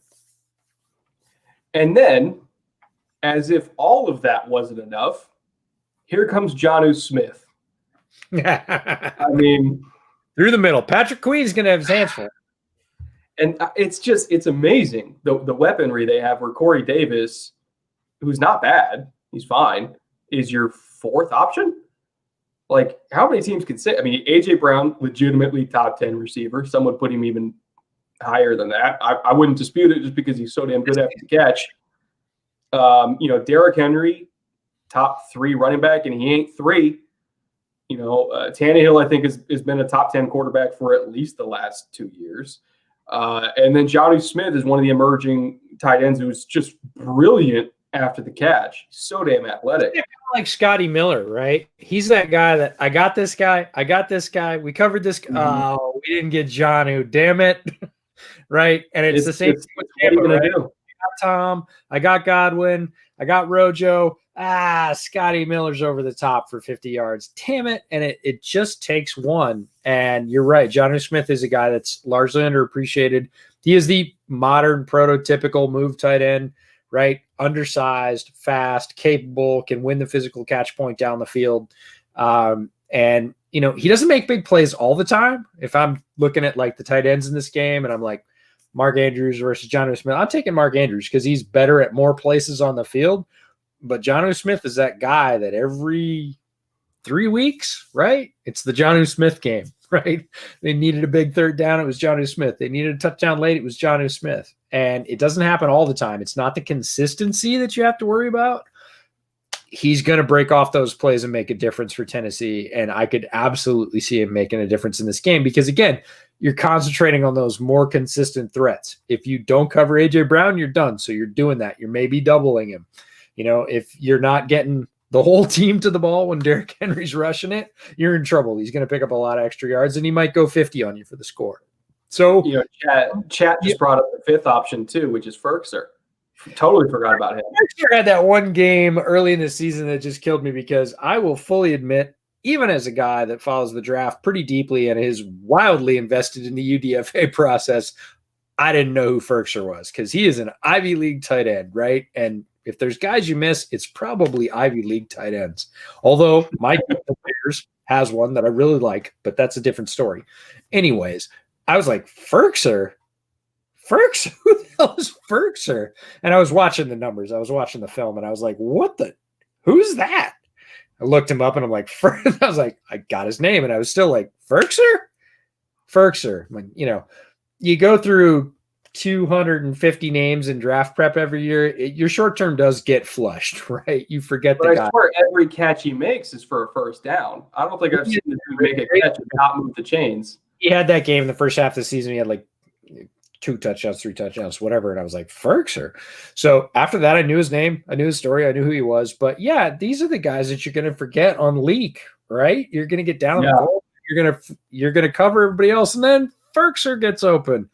And the entire defense is going to say, Ferkser. It's just there's too many weapons, and I favor Baltimore if everybody plays, but I don't feel good about it because the Titans have so many weapons, and because their defense is weirdly better against Baltimore than any other offense they've faced this year. They've gotten absolutely railroaded by a lot of different offenses. Baltimore is the one they've been able to handle. And when you also factor in just their incredible amount of skill position talent, their top 10 quarterback, their good coaching staff, I don't feel great about my Ravens pick. Like, this is, again, just like with Seattle and LA, like this is a game where it can go either way. And I probably won't bet on it because I feel zero confidence in picking either team, to be honest. We can actually stop the live stream, the recording, the chat. I just got compared to Jim Mora in chat. They said you sounded like Jim Mora saying playoffs when you were saying and I have achieved my highest form. I'm not going to beat that for the rest of the podcast, so we can just cut it right here and we're good. So it looks like Pat Shurmur sounds like Jim Mora. Oh, I didn't catch the Shurmur reference, but okay, sure. No, I'm saying you look like Pat Shurmur. Okay, if I get Pat Shurmur's salary, I'll look like him all day because that would be good. I'm sure he makes more than I do. But let's move on to Bears Saints. Bum, bum, bum. Yeah, I'm going to let you take the lead on this one because this is going to be your Viking funeral. This is the funeral pyre indeed. Bears Saints. So Bears roll into New Orleans as the freshly minted 7th seed in the NFC, aka Sacrificial Lambs. The Bears, if you've not been following them for the past month, the defense, which played at an extremely high level for the first half of the season, especially against the pass, which is what matters in the NFL, especially going into a dome against a team that passes pretty well like the Saints, has fallen off the face of the earth. There's a couple of reasons for that. The rush hasn't been getting home. They haven't been very creative with that. Jalen Johnson's missed some games with injury after a tremendous rookie campaign. So outside corner broke down. Rush hasn't been getting home. Rating against the pass went from top 10 to bottom 3rd over the last 3 months. And that's been a complete turnaround because the defense was supporting / carrying this team in the early part of the season. In the late part of the season, they have not provided that lift for the Bears. Strangely enough, Mitchell Trubisky comes back in at quarterback after the Nick Foles experiment that we will term it. Bill Lazor, the offensive coordinator, gets to call plays, takes that responsibility away from Matt Nagy, the head coach, and suddenly the Bears look really competent on offense for the last half of the season. Part of that was the 3 games in a row in which they rolled off more than 30 points, which was the first time since 2000 that they've done that. Because any Bears offensive record that I bring up, most, if you want to be just shocked, go for top Bears passing by a quarterback. Why would you do that to yourself? You would look and then you'd be like, what? There have been backup quarterbacks that have approached that. And you're like, exactly. Anyways, they played 3 bottom 5 defenses in a row. And Lazor called more plays that had more chance to succeed than Nagy did. Nagy called a lot of dead-end plays. The offensive players said so. This play has no chance from the start. Lazor called a lot less of those dogs. They did the thing they needed to do with Trubisky to protect him, which is the roll, the boot PA game, use his mobility, keep it down to a first read or 2. That's where Trubisky excels. Not stand in the pocket and go through 3 to 4 rotations. That's not his gig. That's where he gets killed or does something dumb. And lo and behold, the Bears looked extremely competent for a 3 to 4 game stretch. Then, of course, week 17 comes. They go up against their rivals with a win and they're in. Mandate for the playoffs. Other than that, they needed help, which they ended up eventually getting. They go up against the Packers. The Packers do indeed play their starters, and the Bears get shellacked. They put up 16, 17 meaningful points. That is what they did for the first 5 to 6 weeks of the season when they looked completely hopeless. And that's their reality against a good defense. Problem being, Saints defense has been lights out for the last half of the season, especially against the pass. And we're going to keep stressing the pass because the modern NFL is a passing league. The Saints defense has been lights out in the second half of the season, top 5 in DVOA against the pass. They are playing extremely well against the pass. And the Bears are, for lack of a better term right now, at least in a passing team, smoke and mirrors. They are not a team that is going to stress out or really challenge a really good passing defense. They are a team. Oh, you son of a! For those of you listening to the podcast, Brett just put up pain personified in a digital form. This is NFL Next Gen stats. This is Mitchell Trubisky's pass chart from last week. If I'm not. Look at all those 5-yard dimes.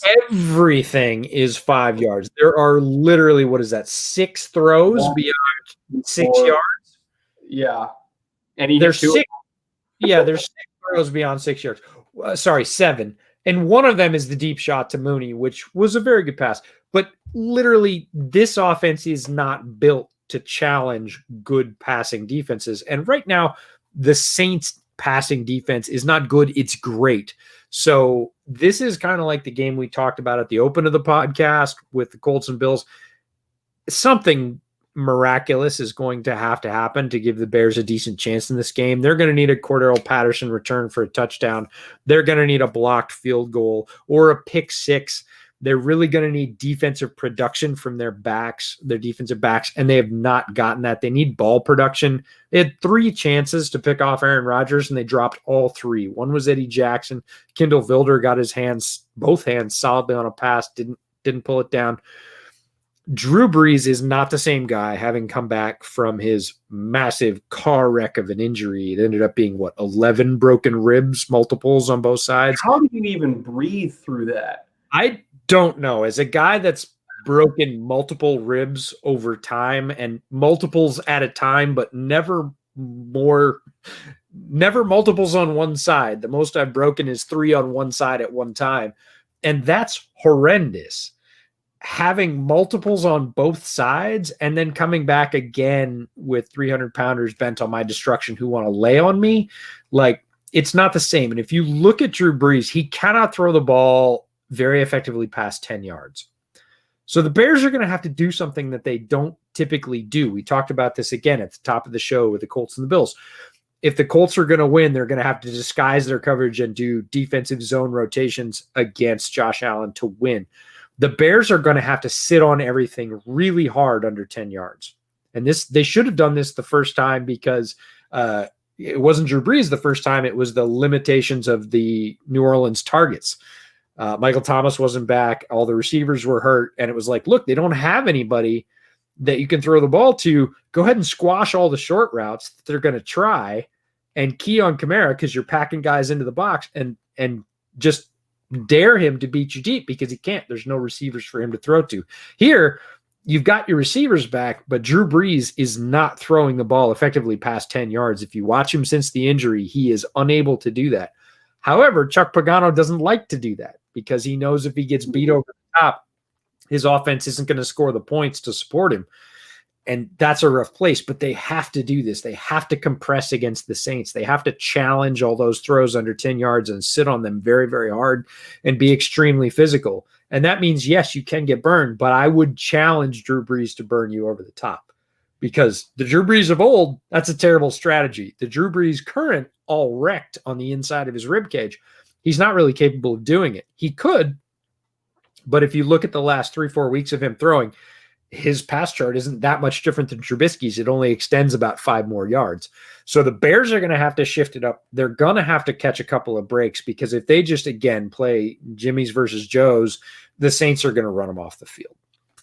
I mean, they might have been able to play Jimmy's versus Joe's if Roquan was healthy because he is, no lie, a top 3 coverage linebacker in the league. And if there's one guy that I think might have been able to stop Kamara in space, man on man, it would be him. Like the list of coverage linebackers that are better than him are Fred Warner and Eric Kendricks, and that's it, at least this year. But with that elbow injury, I don't know if he's playing. He's not.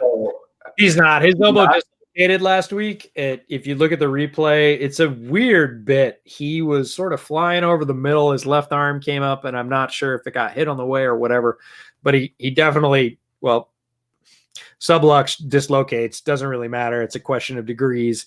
His arm goes flapping. That's not a thing you're going to come back from and play with any kind of strength or force the week after. And earlier in the chat, I want to shout out folks that were talking when we were talking about the Seahawks. They were talking about whether or not Wagner should be in the Pro Bowl or whether or not that should be Roquan's spot. And Fred Warner came into it. Look, Fred Warner has played exceptionally well. It's not just stats. If you look at stats only, you can argue that Warner's not a top middle linebacker in the league. Warner's a top middle linebacker in the league. Yeah. Roquan has played better than Bobby Wagner, and I love Bobby Wagner. I think Bobby Wagner is the current iteration of Urlacher, and I don't think that's too high a praise. But Roquan has played better than him for the majority of this year. So, yes, he deserved a spot. Roquan being out is a tremendous downfall for the Bears, not only because Roquan is a great matchup weapon, because it leaves you with Danny Trevathan in coverage. And the Bears made the fatal error of leaving Danny Trevathan straight up on MVS in the game versus the Packers. And if you think that Aaron Rodgers is going to miss MVS straight up versus Danny Trevathan, no. Go back. him talking about that on Pat McAfee's show, by the way? About what he saw? I put it out of my mind, but thanks for reminding me. That's great. No, one of the things, just look, being a Bears fan, look, I'm a Bears fan, but I'm also an NFL fan, and I'm absolutely a fan of Aaron Rodgers. It makes me sick as hell that he is the Packers quarterback after Brett Favre, but that doesn't mean I don't appreciate his talent. And if you go back and look at the throw where MVS scored the touchdown over Danny Trevathan, that throw is not a throw. It's not the recognition of the fact that you have a mismatch. Look at the throw. Go back and look at Rodgers' throw. It is a 3.5 step drop and a ridiculous sort of 3/4 sidearm flick for 40 yards that is on the mark over the linebacker. MVS is a guy that either catches it or doesn't. He's very binary that way. He catches about half of them. And in fact, he got open deep later in the game. Rodgers hit him again and he dropped it. So this could have been an absolute shellacking for the Bears. It already kind of was. But look at that throw from Rodgers. If you don't appreciate what Aaron Rodgers did this season, you don't know football and you don't like football, because Aaron Rodgers had an all-time season, and that throw right there encapsulates it. The recognition, the speed, and the ridiculous, like, I'm going to throw it 40 yards on a line, hit a guy in the hands over the linebacker by doing this.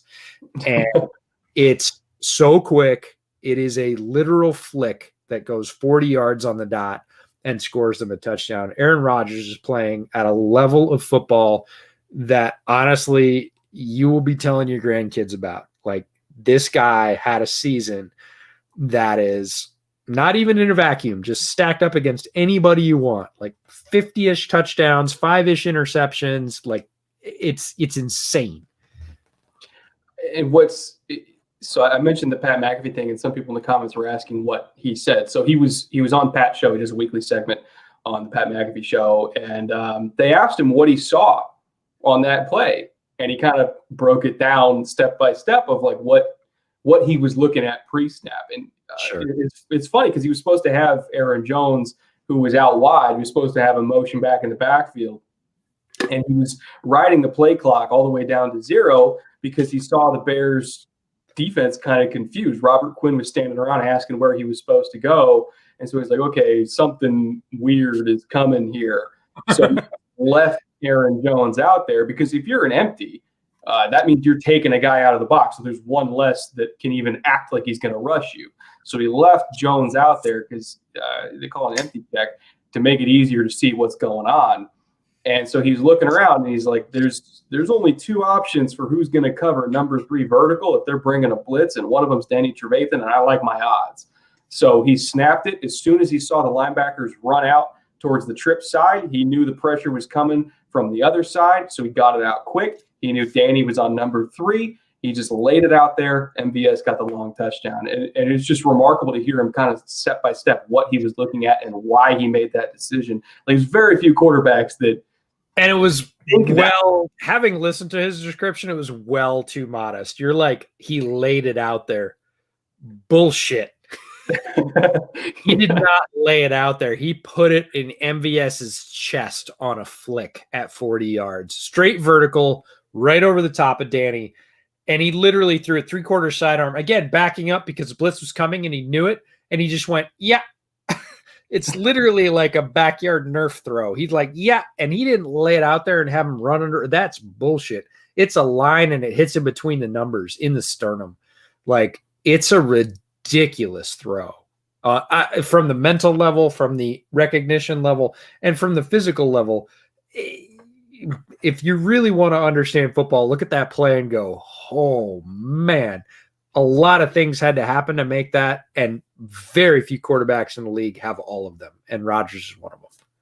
And for most quarterbacks, that would be a career highlight. For him, that is a Sunday evening. Yeah, it's not. It's like a Tuesday evening. That's like a practice throw for him. He is ridiculously talented. And if you listen to people that talk about quarterbacks, they asked Tom Brady a long time ago, like 3-4 seasons ago. Brady was having a really good year. Aaron Rodgers having a really good year. And Tom Brady said, if Aaron Rodgers was in this offense, he would throw for 5,500 yards a year every year. He said Aaron Rodgers is clearly more talented than I am. That is the GOAT. That is the greatest quarterback of all time in terms of wins, accolades, stats, whatever else you want to say. There are guys that have greater stats, but no greater stats than the number of the rings that Tom Brady has on his fingers. And he's looking at a guy like Rodgers and says, that guy is clearly more talented than me. Like, not even close. Like, I'm not even going to pretend. And he knows, like, again, game don't lie, game knows game, ball don't lie, whatever you want to say. Like, Aaron Rodgers is a wickedly talented football player. Like, from a physical standpoint, from a mental standpoint, he is tremendous. Do I detect a whiff of Stockholm Syndrome in you? No, you detect a whiff of, look, it pains me greatly that two of the greatest quarterbacks of all time have gone back-to-back to my team's division rival. And I feel it. Like, you know, there is a drop in your stomach when you are a Bears fan and you are facing the Packers as soon as Rodgers said he was going to play in that game, because the hope was, oh, maybe the Packers will rest their starters, right? That was the hope 2-3 weeks before that game. That was the sort of, well, if this happens, and that's Bears fans in a nutshell. They're saying, if they don't play Rodgers, we might have a chance, right? As soon as Rodgers was like, yeah, I think I'm going to play, I was like, well, we lose. There's that. You know, you're not going to beat a motivated Rodgers. People are like, oh, Bakhtiari's out, which was a crazy random thing that happened. David Bakhtiari, non-contact injury in practice, tears his knee. Packers have a very good offense. It didn't matter. Like, Rodgers is the eraser. He is so good that it doesn't matter if their wide receiver core is crap. He got Robert Tonyan in double-digit touchdowns. Like, the tight end leaders for touchdowns are Travis Kelce and Robert Tonyan. One of these two things is not like the other, and it's Tonyan. Every year he's got a guy, he'll just be like, I'm going to throw you a shitload of touch. It's James Jones. For sure. But that's Jordan had it a few years. Like, Kelce is a very good player, a transcendent player in his own right. He happens to be with Pat Mahomes, which is to his benefit. Look, that's an amazing situation. But if you if you take Travis Kelce and Robert Tonyan and you put them in a neutral quarterback situation, take somebody from the 15 to 20 range in the quarterback rankings, Travis Kelce's still going to have some kick-ass production. Robert Tonyan's going to catch like 20 balls for 200 yards and like 2 touchdowns. But he's playing with Aaron Rodgers, so he has 11. It's ridiculous. Chris in the chat says it's telling how bad EJ feels about the Bears when we spend the Bears versus Saints game talking about Rodgers. No, I mean, you are. What do you expect? Like, do you expect? No, absolutely. Like, Rodgers' season deserves to be talked about just regardless. And the bottom line is, look, it is relevant to this game because if for some miracle the Bears were to win this game, who they gonna face? Aaron Rodgers. That's right. They're going to go right back and face Aaron Rodgers and the Packers, and whatever hope they've generated is going to get erased really quickly because he showed it last week. Again, it could have been a much greater blowout. But I actually think this Saints team, because I don't think Pagano will flex in the way that I hope he does, and the pass defense just straight up from the Saints is going to expose Trubisky. He's not a different guy. He played very well against some bottom-feeding defenses.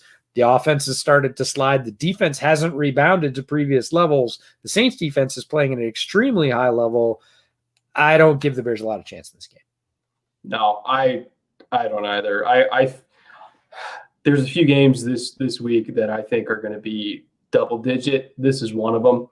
I think the Tampa game is going to be double digit. I think Buffalo's got a good chance to be double digit. This one I think could very easily be double digit, and I mean like early on.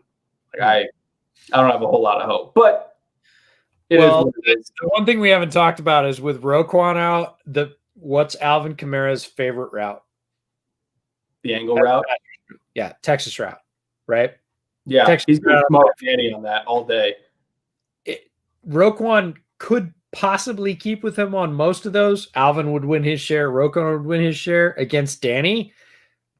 Lights out. Like, Alvin, that's just taking money from a baby. I know it's supposed to be candy from a baby, but Kamara's going to take his money. Colin asks, what about Dave Montgomery? I pray for him because he's going against the best, or at least one of the top 2 or 3 run defenses in the league this year. He's played extremely well. David Montgomery deserves a ton of praise. I said about midway through the year, anybody that thinks David Montgomery can't be productive in a functional offense is just sad and angry. As soon as the offensive line for the Bears got right and the middle gelled when they brought in Mustafa and Bars and Whitehair moved back to guard, as soon as they got that center core right, David Montgomery started showing out, and not just in the run game. He has been productive in the pass game as well. He had 11 targets in the game over the last couple of weeks. He's showed to be a true versatile modern NFL running back. David Montgomery's playing great. It's not really going to matter. It's a lot like the sort of, again, I keep going back to cold spills. If the Bears are winning on rushes and not able to pass the ball, and they're trying to keep up with a dynamic offense that has Kamara and Thomas and Breeze, they're just not going to keep up. It's like touchdowns to field goals. They're going to end up on the bottom side of the scorecard. So yeah, it's not a good matchup, and it's unfortunate. I mean, the Bears are just happy to be there at this point anyway. They're pretenders, and anything they get from this point on is lucky. That's it. It's lucky. I mean, they got maybe 1 week in them. If they could beat the Saints, they're not going to beat the Packers. So we move on to Cleveland at Pittsburgh, which I think can be – honestly, I don't really know what to make of this game just because it's so unprecedented. I mean, Olivier Vernon, who that's absolute – he had a phenomenal year, 7 sacks in the last 7 games. And in terms of his pass rush win rate, he was right up there with the best of them. He was right up there with Myles Garrett, to be honest. This was – two of the top 4 pass rushing defensive ends in the entire league on the same team. One of them ruptures his Achilles right before the playoffs, unfortunately. Your head coach is out with COVID. Your Pro Bowl guard is out with COVID. Your wide receiver is out with COVID. Your center, all pro caliber right guard and right tackle are all banged up. So 80% of your offensive line is either out or injured. Yep. You do have Hunt and Chubb. You still have Landry, but without your head coach, without your offensive line, which are the 2 things that this team succeeds on, how the hell are they going to beat the Steelers defense, which despite all of the Steelers injuries is still very, very good against the run. And it's not like the Browns secondary is great. They kind of rely on the edge rushers to make plays for them. And without Vernon, it's just Myles Garrett versus the world. I don't see the Browns winning this game, which is very unfortunate because I think a month ago, you probably could have said the Browns were the better team because I think the Steelers showed a lot of cracks. I think, Ben's arm limitations were absolutely killing this offense. They can't run the ball. They sustained injuries on defense. A full strength Browns team with their head coach would win this game. But unfortunately, they don't have that. So I don't think they're going to win this game. Yeah, I made a press on Twitter for this that, it's a weird year. Obviously, with COVID, we talked about it in the preseason. We've talked about it all year long. It's impacted a bunch of different squads in different ways. The NFL has certainly reacted selectively. Browns fans have been citing the Ravens treatment with their COVID versus the Browns treatment with their COVID. But my point is, I know that the NFL has rules in place to keep coaches from basically receiving too much assistance while they coach, reaching to outside sources, dialing up, calling their lifeline on their cell phone is not allowed if you're an NFL head coach. If you don't know that, that's against the rules. But this is an odd year, and we've seen some really crazy stuff go on remotely. One piece being something that just happened in the college football semifinal. Kirk Herbstreit wasn't cleared for COVID protocols, and the ESPN production crew set up his entire house, and he called his third of the game very effectively, I might add, from his house. He live called the football game from his house. Multiple monitors. If you haven't seen the setup, head to Twitter, search Kirk Herbstreit. You'll see he's got 5 monitors. He's got live info. He's got people in his ear, producers, real-time talking to him, and he called his game live time. All NFL general managers, all of them, drafted players from their house. This is a high-impact decision that impacts franchises for years and years, alters the landscape of the NFL. They did it remotely from their house. Yeah. Right. So we already have examples of remote technology working in real time, making very impactful decisions. The NFL is entertainment. We can say it's a sport. We can say it's an American institution. It is, but it's entertainment. And the bottom line is the NFL wants to package their product in such a way that it is the best possible one. This is why quarterbacks are protected like piñatas. You cannot touch a quarterback below the knees. You cannot touch him in the head because they want quarterbacks playing late into the season. They don't want third string quarterback. They don't want Duck Hodges for the Steelers, right? They want Big Ben.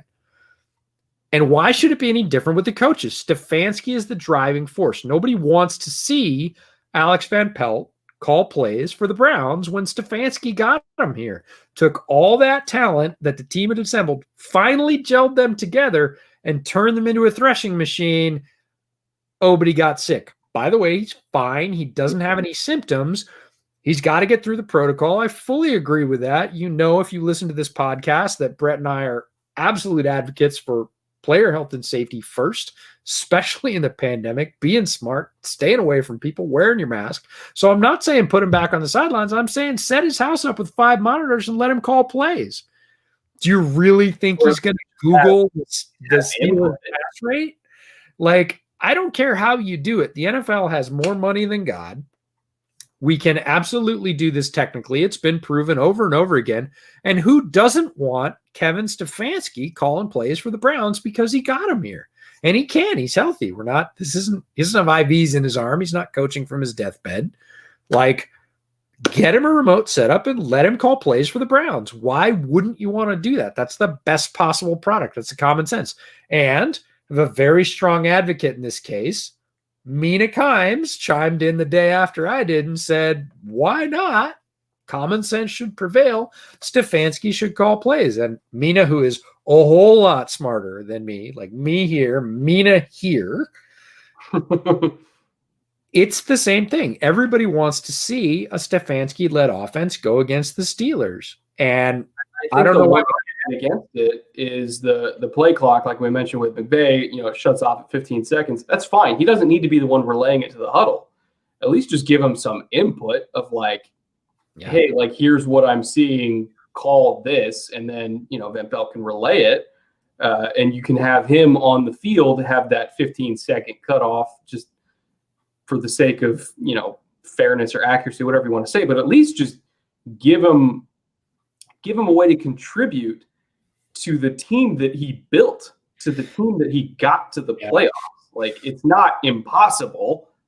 There's nothing that he could see from home that a coach up in the booth in the stadium couldn't see.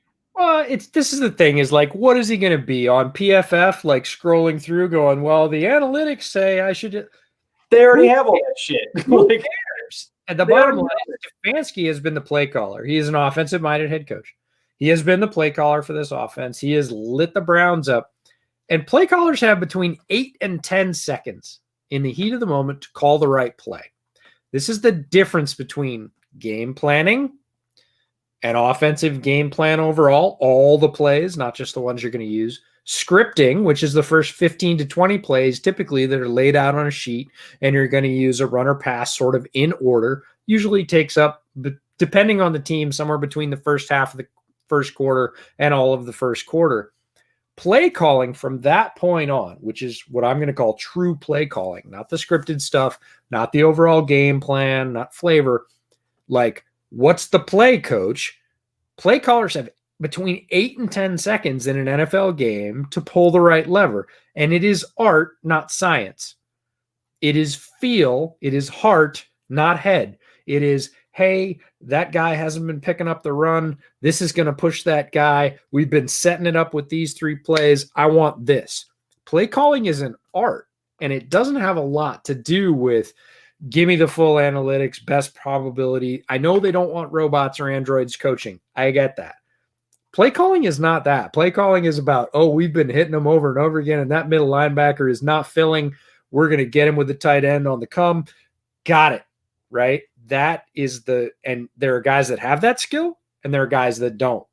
And technology is not going to help you a ton.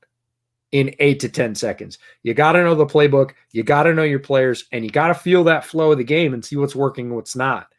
And is there possibly an advantage where he could be getting fed all 22 as opposed to sideline view? Yeah, but again, to Brett's point, he could be up in the press box and be seeing that very same view live.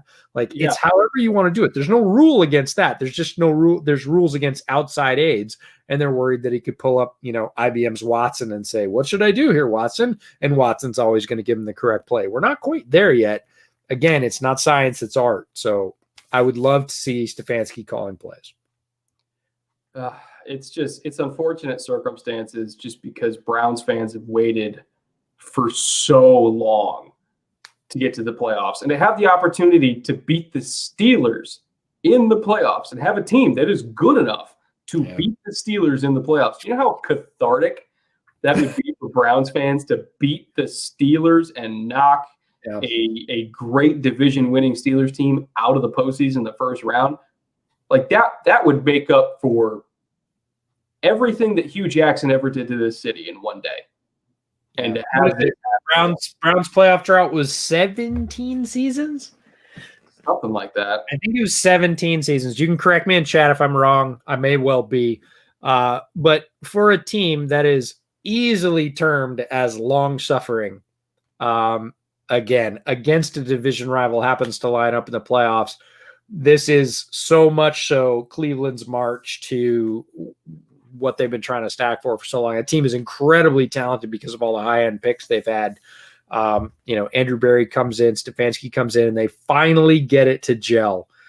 It's working at the right time. They're playing good enough football. They deserve to be there. They're not like the Bears having backed in a 7th seed. Like they're right there. And then you go, oh, the head coach, who's obviously important because he's also the primary play caller on this team, he's gone.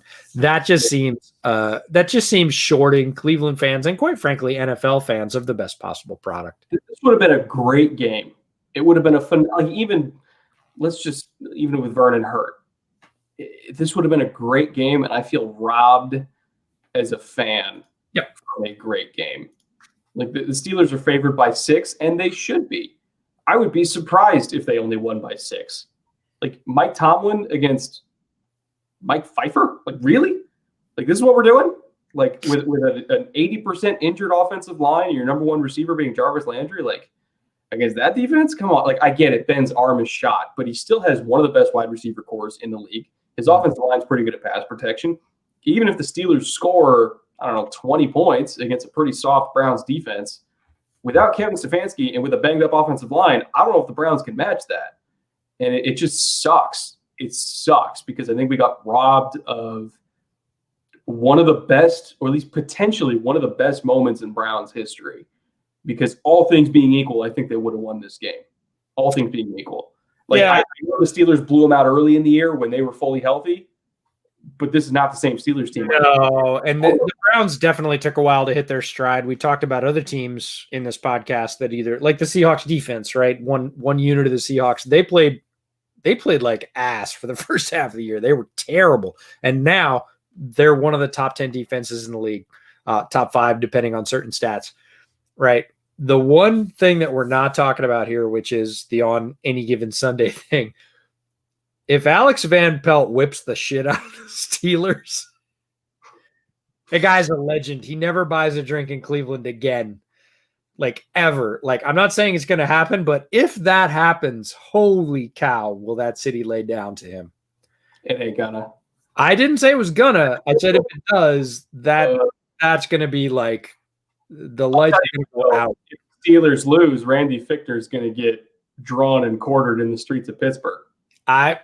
This is football in the Rust Belt. Like, no matter what happens, there are going to be, hue and cry on both sides. But I'm just saying, everybody's sort of fait accompli that, oh, no Stefanski, Browns are going in the tank. If Van Pelt rallies these guys or they get the bounces, doesn't matter with football. Can be luck or skill. If the Browns happen to beat the Steelers, Van Pelt's going to be a folk hero in Cleveland forever. I mean, more power to him. And again, I don't hate the Steelers. No. I don't hate the Steelers at all. Cleveland needs one, man. They need one, and I feel so bad for them. If you're a Browns fans listening to this, just like know that I'm a Texans fan and I feel bad for you. Oh man! All right, well that's our last game. Texans fan. Yeah. Reluctantly. You had thoughts, predictions in here. I think we've kind of given most of them our leanings, at least where we think these games are going to end up. My bottom line is this is going to be good football, wire to wire, from early Saturday morning to late Sunday night. Tons of drama, really interesting lineups in the second round, depending on who wins. It doesn't really matter who we say is going to win. It's worthwhile football watching all the time. Look, if you happen to get a blowout going in one of these games, go get a snack, take a shower, relax, go for a walk. There's going to be another game on in about an hour and a half, and it's probably going to be good.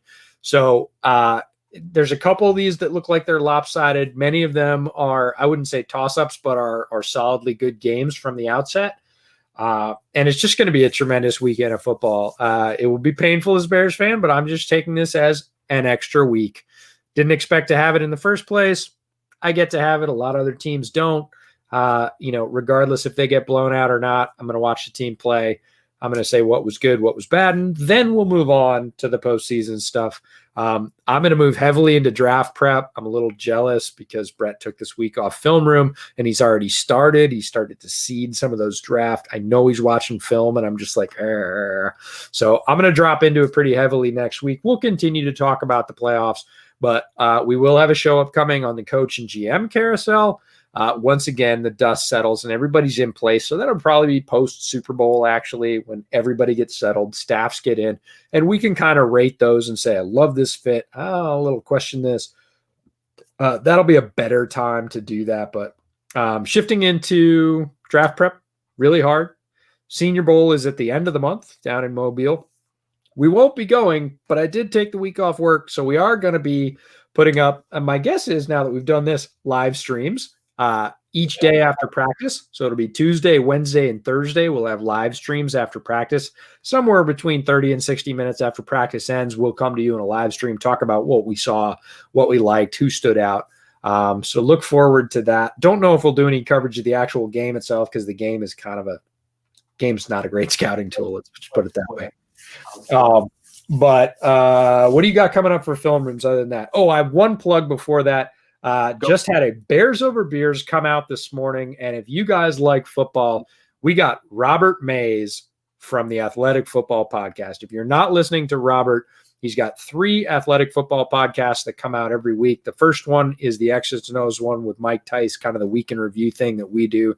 Or sorry, not Mike Tice, Nate Tice, Mike Tice's kid, Nate. There is a Wednesday one where he brings in experts from all over the NFL.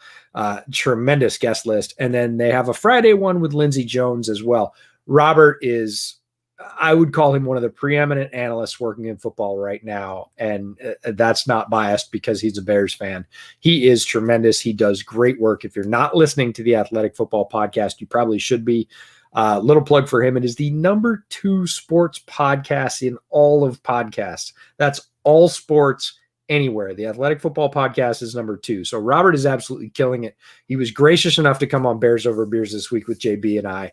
Absolutely killed it for a segment. That podcast is up now. You can find it at Windy City Gridiron or on the Windy City Gridiron podcast channel. Please give it a listen. We talked about the state of the Bears, and Robert is just tremendous. So what do you got for Film Room coming out?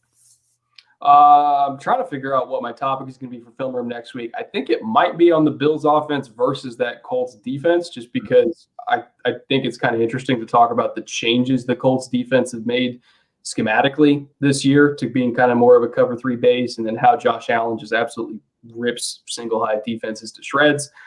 So I might do that. I might do DK versus Ramsey if they take the majority of snaps against each other this week. And just kind of chronicle their 3 games against one another. I think that would be I did a Hopkins versus Ramsey video long time ago that a lot of people still really love to this day. And I feel like DK versus Ramsey could be an interesting one, or at least more Ramsey just kicking the shit out of DK coverage wise. I think that'd be really fun to do. Or if something wild happens in one of these other games, God forbid the Bears somehow beat the Saints. I'm watching the chat. Oh, that's my wife. It says, how do we get bootleg gear? Because yes, I am indeed wearing a bootleg t-shirt, and they are not publicly available yet. But we've got some samples. And why, Brett, would we have samples of gear that we're not yet selling? So this is the Bears version. Different team colors. Yeah, Bears version. Brett, I happen to know because Santa told me we'll very soon have a Texans version of this same shirt. And then we've got some different colors. We're going to have the Speakeasy logo is going to be on some of the shirts. We're going to have some other little trinkets that might cater to our fan base. But end of the month, the Bootleg store is going to be live on the web. We will certainly tell you where and when and how to get in on that. We might even have some giveaways of some of this sample gear that we've gotten as we're warming up. So look forward to that. We're hoping that it actually lines up with the Senior Bowl coverage. That would be ideal. We might be a little bit later than that. But there we go to taunt us. Will there be long sleeves? I don't know. Maybe. Do you guys like long sleeves? You just tell us what you like, and we'll put it up there because they have the ability for just about everything. So we'll see. We're going to start with a fairly small assortment, but we've had a lot of questions about it. I've had questions from coworkers. I've had questions from colleagues. I sent out a bunch of custom bootleg shirts you may have seen on Twitter to other folks that have been very kind to us, folks that have helped us out with podcasts or StreamYard or been guests. Or just generally supported either one of us throughout our career. And we did that kind of to raise awareness. People got pretty interested in it. So we're going to do t-shirts. We're going to have some glasses. And I mean glasses you drink out of, not glasses you put on your face. And maybe a couple of other things around that. But if you want other stuff, let us know because we're absolutely happy to put it up there. But I think that's it with that. We should probably move on. But if you love Bootleg Football Podcast, and many of you from your comments do, not only here, but on YouTube every week, on Twitter, on Apple Podcasts, on everything else, can't thank you enough for all those positive reviews, really great pieces of feedback, tremendous questions that make us think.